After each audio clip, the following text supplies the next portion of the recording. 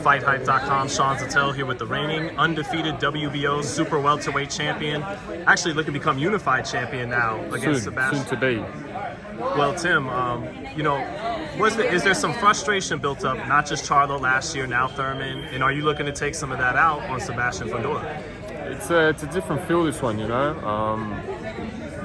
There is, I wouldn't say anger, I'd say there's a lot of built up, you know, like time to prove, you know, like I'm firing now, man. I'm literally firing. I feel different, mentality, physically now. It's a different feel. Where are you summoning the intensity from? What's that? Where are you summoning the intensity from?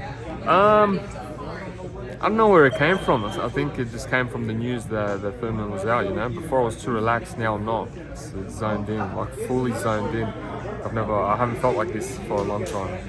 You know, we were talking in the ring about how people might kind of underestimate the speed. They just see a guy coming forward.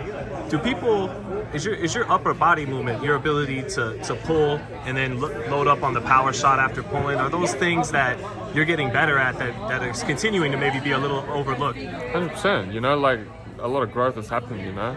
I'm going from training camp to training camp to training camp. 4 fights in, 12 months, you know, and all that pays off.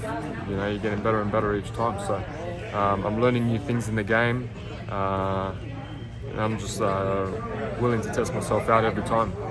With Fundora, do you got to be in his chest in this fight? No, not specifically, you know, not specifically. It really depends on the night. They underestimate my skills, you know. What do you feel Fundora's best attribute is as far as something you really have to be? I think it's quite obvious, man. Honestly, like, he's tall. But he doesn't use it though, Tim. He fights on the inside. He doesn't use his height and reach. Yeah, but he's tall, but he uses his uppercuts to his advantage, and his uppercuts are quite long. Inside work. Yeah, and a lot of people have the same game plan. Just get inside because he's tall. Listen, not to overlook this fight. But Crawford activated his mandatory to fight his next, according to the WBO. Yeah. How excited are you for that? And what's your message to Crawford if he's listening? Yeah, that's great, man. You know, like that's an opportunity to become a great for sure. You know, this is the first opportunity to do things that no one else does. Save the show, to still start this historic card, and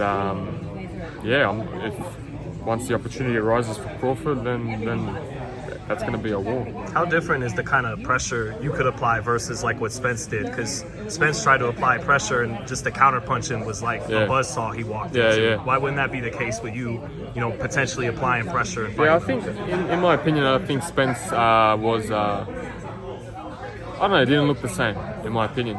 I don't know, from the get-go, he was off balance. Maybe weight trained.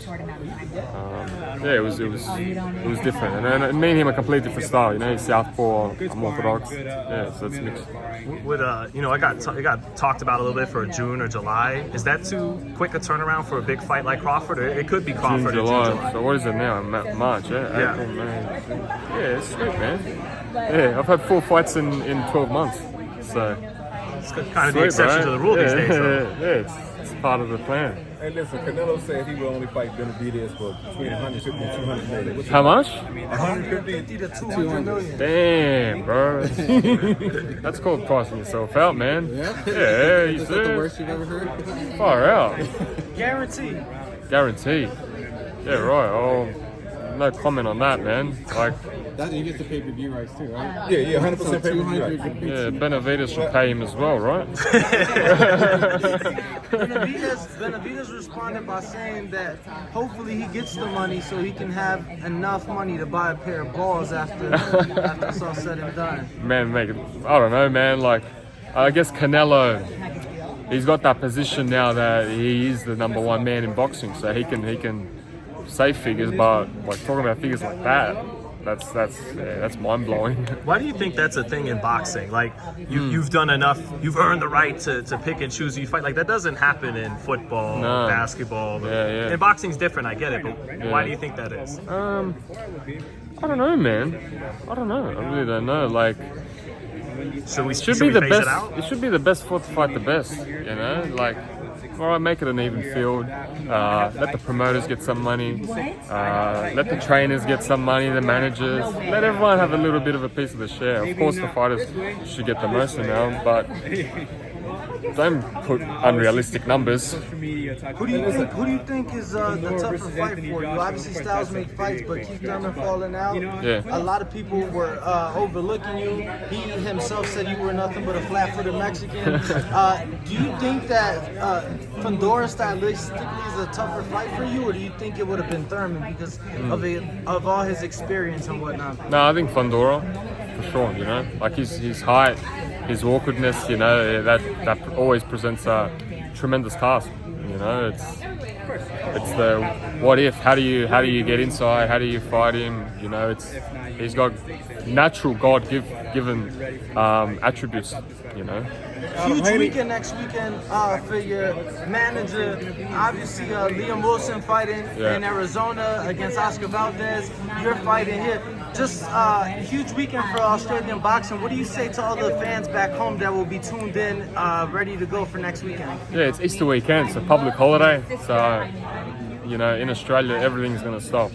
You know, and it's been a big dream of mine to make a nation to stop and to everyone to watch the fight. You know, like there's few people that did it. Manny Pacquiao did it in the Philippines. My father did it. I remember when he fought Zab, the whole country stopped, man. I remember every single household was watching the fight. You know, so I'm grateful that I'm able to have this type of impact all around the world, in Australia. Out of Haney, Shakur, and Tank, who was the best that is going to come out on top of that three, and how would you rank those three? So Haney, Shakur, and Tank. I think Haney at the moment is at the top just because of who he's fought, what he's done. Traveled to Australia, you know, not many people do that. He steps outside of his comfort zone. Shakur, but Tank's a machine. Shakur's a machine as well, you know.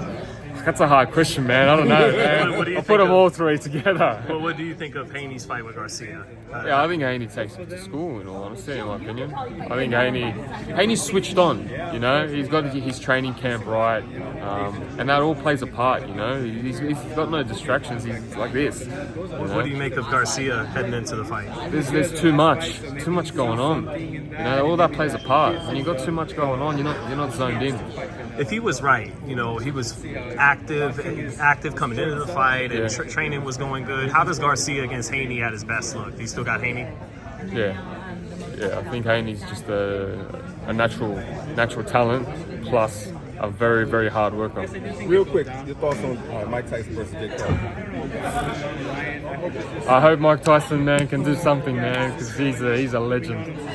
You say hope like you're concerned. Of course, he's 60 years old, you know. Like, age is, it's not just a number.